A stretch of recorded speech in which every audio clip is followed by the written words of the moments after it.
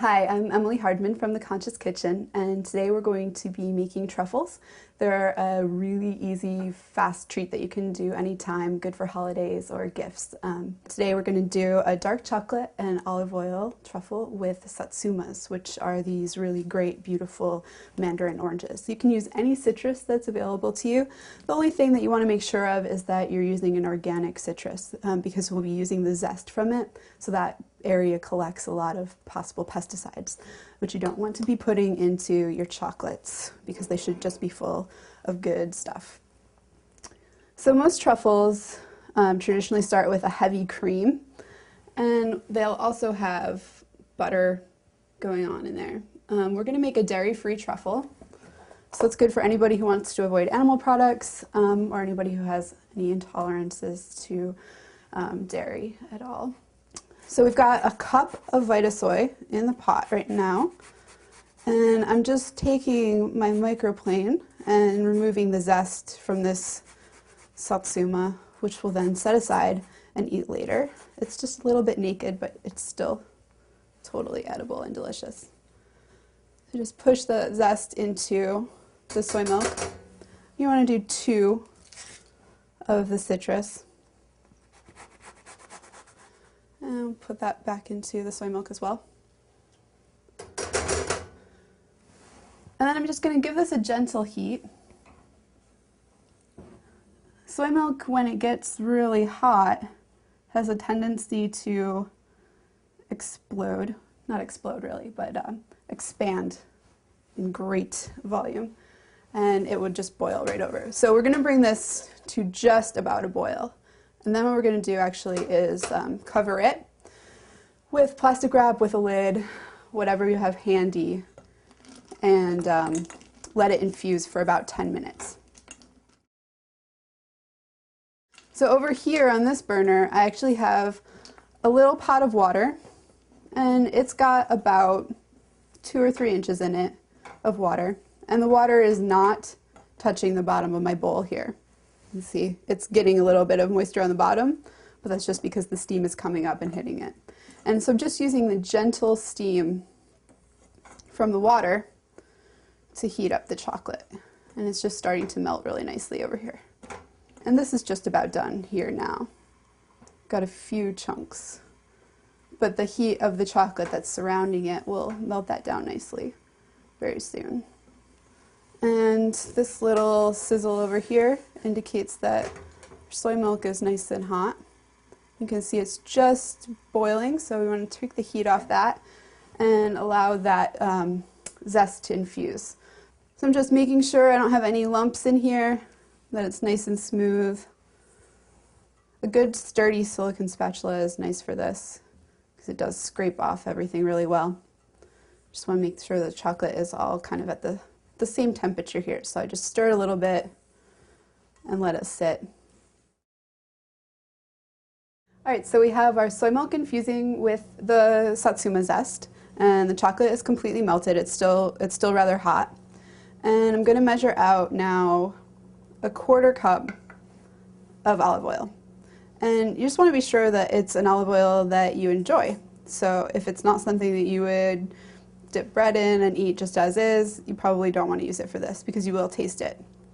We're just going to pour that into the chocolate. I'm not going to worry too much about what's left over in my cup because it's actually going to benefit me in a second as I measure out a little bit of agave nectar, which is a sweetener. It comes from a cactus. And I'm going to do about 1.5 tablespoons of agave.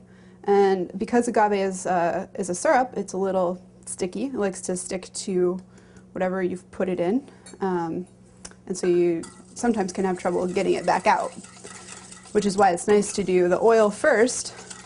Sort of greases the measuring cup.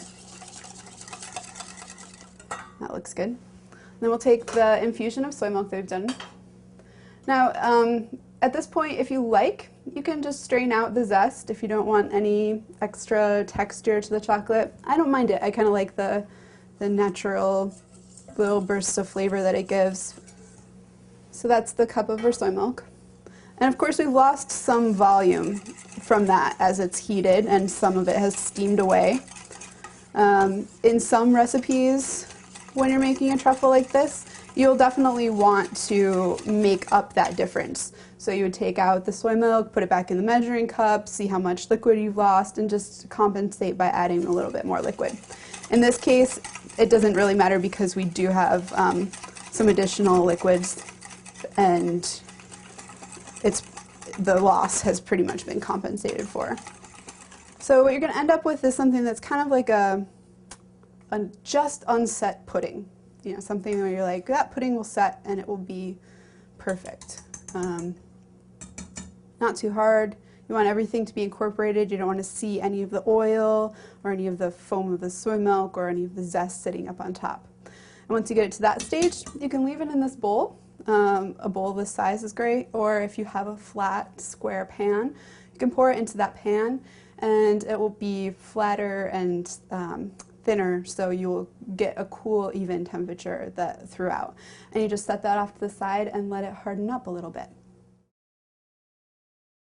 Alright, so this is what you'll end up with after it's been sitting for maybe about 2 hours, hour or two. You can put it in the refrigerator. I prefer to leave it out just because, again, the cooling and heating of chocolate can lead to some graininess as the fats and the sugars crystallize and do their thing. So this is firmly set. We can turn it upside down, we can do a dance with it, whatever. It's just the way it is. It's all set. And this is a melon baller. You can use a regular teaspoon, you can use an ice cream scoop, you can use whatever size implement you want. This is nice because it lets you stay uniform, and you can see that it comes right up nicely. And this is a really soft, lovely truffle. Now you're going to get messy, and it's just the way it is because it's chocolate. So I've just rolled a little ball with my hands here and just dipping it right in this cocoa powder. This is an equal exchange fair trade cocoa powder, which is really nice. Alright, so now that they're rolled in cocoa powder, you could really just eat them as is. But if you want to sort of make them a little bit prettier, or if you're making a variety of flavors, it becomes, as you might imagine, very difficult to determine what flavors were in the ganache when you rolled it, and then everything looks the same because it's covered in cocoa powder. So it's good to distinguish it if you have multiple truffles, multiple flavors, or just to kind of add a little bit of decoration to it that can be very pretty. So this is just a candied orange peel. Another way to distinguish your truffles from one another, or just to make them be a little bit different and fun, is to roll them in different things. So cocoa powder is just one option. Another great option is to use something like this. This is a cocoa nib, and I just ground it really lightly in the food processor to kind of break up the pieces. Sometimes they're a little bit large for rolling. So you can use just a cocoa nib and coat it in that. Of course, nuts are good. A nut flour even can be good, just a very finely ground nut. Or we can dip in chocolate to coat them and leave them just covered in chocolate, or do additional garnishes with that. Also, herbs or edible flowers can be really pretty garnishes as well.